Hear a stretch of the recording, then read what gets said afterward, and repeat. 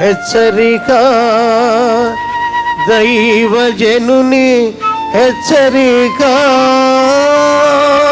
దేవుడు మనల్ని ఆయన రూపంలో చేసినప్పుడు ఏం చేశారు చూడండి. 1:26 చదవండి. ఆదికాండం 27 చదవండి అమ్మా, సరిపోద్ది.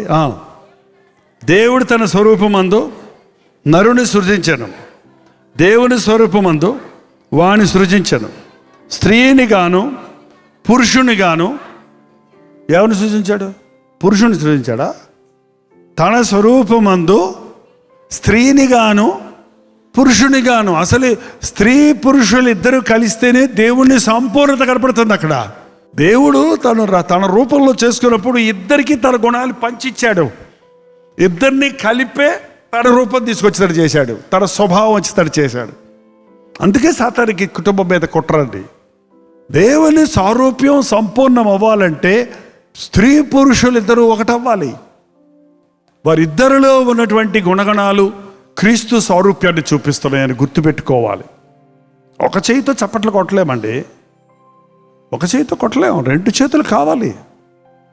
దేవుడు పురుషుడు కావాలి, స్త్రీడు కావాలి. దేవుడు ఇద్దరికి తండ్రి ఆయనే, ఇద్దరి సంఘ పెద్దలు ఆయనే.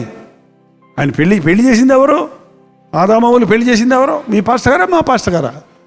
పాస్టర్ గారు ఆయనే, తల్లిదండ్రులు ఆయనే, సమస్తం ఆయనే. కాబట్టి ఎప్పుడూ దేవుడు పురుషుడిని ఒకలాగా స్త్రీని ఒకలాగా తీర్పు తీర్చేవాడు కాదు. ఇద్దరిని ప్రేమిస్తున్నాడు, ఇద్దరిని సరిచేయాలని ఆశిస్తున్నాడు, ఇద్దరిని ఒకటి చేయాలని ఆశిస్తున్నాడు. ఆ భిన్నత్వంలో ఏకత్వం అనేది దేవుని ప్రణాళిక. కుటుంబంలో ఏక మనసు ఉంటే సాతానుని ఇంటి చుట్టుపక్కలకు రాడండి. కుటుంబంలో భార్యాభర్తలు ఒకటైతే లోకమంతా నీ మీద తిరగబడి వచ్చినా సరే నువ్వు జయించగలుగుతావు, నీ బిడ్డలను కాపాడుకోగలుగుతావు. మారు మనసు పొందిన భార్యాభర్తలు ఇద్దరు మారిన ఇంటిలో బిడ్డలు చాలా గొప్పవాళ్ళు అవుతారండి. వాళ్ళు అన్ని విషయాల్లో మేధావులు అవుతారు. వాళ్ళు దేవుని ప్రణాళికలన్నీ వారి పట్ల నెరవేరుతాయి. ఇందులో ఎవరు ఒకరి పక్షపాతం తీసుకున్నా గందరగోళం అయిపోద్ది. ఇస్సాకుకేమో పెద్ద కొడుకు అంటే ఇష్టం, మాంసం వంటి తెచ్చి పెడుతున్నాడు కాబట్టి పెద్ద కొడుకుని ప్రేమించాడు, వేటాడి తెస్తున్నాడు కాబట్టి. యాకోబు ఏమో గుడారంలోనే ఉంటూ అమ్మకి కిచెన్లో వంటలో సాయం చేస్తాడు కాబట్టి ఆడంటే ఇష్టమైపోయింది. చివరికి ఇద్దరికి ఎవరు మిగిలారు? పెద్ద కొడుకు మిగిలాడా, చిన్న కొడుకు మిగిలాడా? చిన్న కొడుకు పారిపోయాడు. పెద్ద కొడుకు కాపగించుకొని తల్లిదండ్రులకు ఇష్టం లేని 2 అమ్మాయిలను చేసుకొని వాడు వేరైపోయి విసిగిచ్చేశాడట ప్రాణాన్ని. ఇద్దరిని పోగొట్టుకున్నాడు తల్లిదండ్రులు.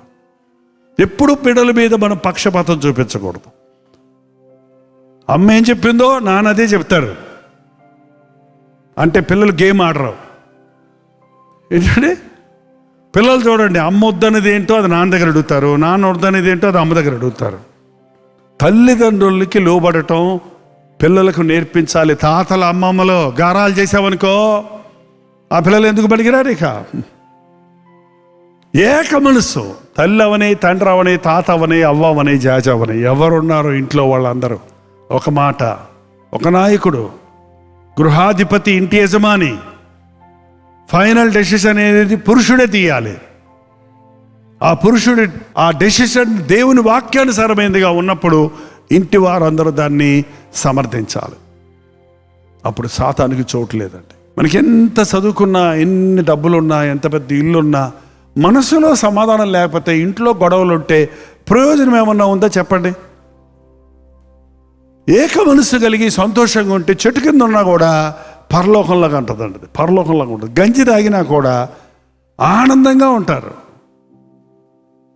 ఈ రోజున కుటుంబం కట్టబడాలని క్రీస్తు ఆశిస్తున్నాడు. సాతాను విభజించేవాడు, ప్రభు కట్టేవాడు.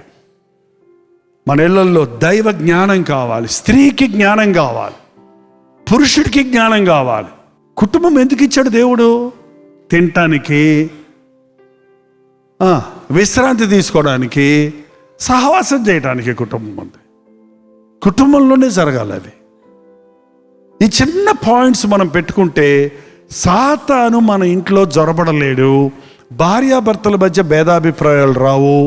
కుటుంబంలో పెరిగే బిడ్డలు శ్రేష్ఠులు అవుతారు. మీ బతుకు ఇప్పటికే సగం అయిపోయింది. కనీసం మీ ఇళ్లలో నుంచి గొప్ప వ్యక్తులు రావాలా అంటే, మీ బిడ్డలు గొప్పవారు అవ్వాలంటే మీరు మేలుకోవాలి. మీ ఇంటిని దేవుని సన్నిధితో నింపుకోవాలి. దేవుడి చేత ఆశీర్వదించబడిన కుటుంబములన్నీ మనకు ఇచ్చునుగాక. లేచి నిలబడండి, ప్రార్థన చేద్దాం. ప్రార్థన. కళ్ళు మూసుకొని అందరూ ప్రార్థన చేసుకుందాం. పరిశుద్ధుడా, ప్రేమగల తండ్రి, నీకు వందనాలయ్యా. ఇదిగో నా భార్య, ఇదిగో నా భర్త, ఇదిగో నా బిడ్డలని వీరి చేతులు ఎత్తి నాయన నీ సన్నిధిలో ప్రార్థిస్తుండగా, అపవాదికి వీరి గృహాలలో ఏ విధమైన అధికారం లేకుండా మనస్మర్ధలకు కానీ, కరువులకు కానీ, కష్టాలకు కానీ, దురభ్యాసాలకు కానీ వీరి ఇంటిలో ఉన్న బిడ్డలు విడిపించబడినట్లుగా సహాయం చేయము. క్రీస్తు కేంద్రిత కుటుంబాలుగా వీరి కుటుంబాలని దయచేయి నాయన. నీవు ఆశీర్వదించిన కుటుంబాలుగా చేయి తండ్రి. ప్రతి కుటుంబంలో సమృద్ధి అయినటువంటి ఆహారాన్ని దయచేయము. వారి కష్టార్జితాలను దీవించము నాయన. వారి గర్భఫలం లేని వారి గర్భఫలము దయచేయి తండ్రి. గర్భఫలం కలిగిన వారు వారి బిడ్డలను పెంచే జ్ఞానాన్ని మాకు నేర్పించు అని మనోహ దంపతులు అడిగినట్లుగా నీ జ్ఞానము కలిగి వారి కుటుంబాలు కట్టుకొనుటకు సహాయం చేయము. ప్రతి ఒక్కరి కుటుంబం చుట్టూ నీ కంచి దయచేయి నాయన.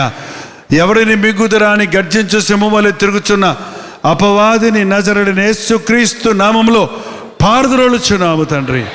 మా ఇంటి చుట్టూ ఆనాడు యోబు ఇంటి చుట్టూ ఉన్న కంచె దయచేయి నాయన. దురాత్మ సమూహాలను, దుష్ట శక్తులను పారద్రోలుము తండ్రి. నాయన, పక్షపాతము, వేషధారణ మాలో లేకుండా సహాయం చేయి. పైనుండి వచ్చి జ్ఞానముతో ప్రతి ఇల్లాలను అభిషేకించము నాయన. ప్రతి జ్ఞానవంతురాలుగా కుటుంబాన్ని కట్టుకునే శుభుద్ధిని దయచేయము తండ్రి. దైవ భక్తిని దయచేయి నాయన.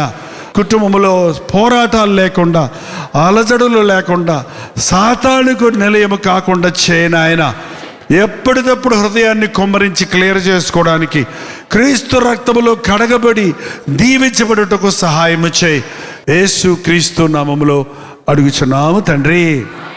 మన తండ్రి అయిన దేవుని యొక్క ప్రేమయు, కుమారుడైన క్రీస్తు యొక్క కృపయు, ఆదరణకర్త అయిన పరిశుద్ధాత్మ యొక్క సహవాసము కుటుంబాలుగా ముందుకు వచ్చి చేతులు కలిపి నీ సన్నిధిలో నిలబడిన వీరిని ఒక్కొక్కరిని నీ ప్రేమతో అభిషేకించి వీరి హృదయాలను నీ ప్రేమతో పెనవేసి నీ సమాధానములతో నింపి పంపించుమని యేసు క్రీస్తు నామములో అడుగుచున్నాము తండ్రి.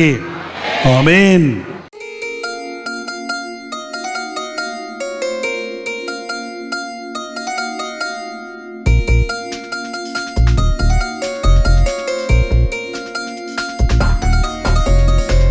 హల్లెలూయా. దేవుడికి స్తోత్రం. రాజమండ్రి పరిసర ప్రాంతాల్లో ఉన్న వారికి శుభవార్త. చాలా కాలమైంది రాజమండ్రి రారా అని మీరు అనేకులు అడుగుతున్నందున, రాజమండ్రి చుట్టుపక్కల ప్రాంతాల్లో ఉన్న మీకందరికీ అనుకూలంగా ఉంటున్నందున, ప్రభు చిత్తమైతే సెప్టెంబర్ 16వ తారీఖు 1 డే గెట్ టుగెదర్ను మీ కొరకు రాజమండ్రిలో సూర్య గార్డెన్స్లో ఏర్పాటు చేస్తున్నాం. రండి. ముఖాముఖిగా మిమ్మల్ని చూడడానికి, వ్యక్తిగతంగా మీకోసం ప్రార్థన చేయడానికి కూడా అవకాశం కలుగు చేయండి. దేవుని వాక్యాన్ని ధ్యానిద్దాం, ఆయన్ని ఆరాధిద్దాం, ఆధ్యాత్మికంగా దీవించబడదాం. మధ్యాహ్నం 2 గంటల నుంచి 6 గంటల వరకు, 6 గంటల నుంచి 10 గంటల వరకు 2 సెషన్స్ ఉంటాయి. మీరు 2 సెషన్లో ఉండగలిగితే చాలా సంతోషం. లేక ఏది మీకు అనుకూలమో ఆ సెషన్కు హాజరై ఆధ్యాత్మికంగా ఉజ్జీవించబడండి.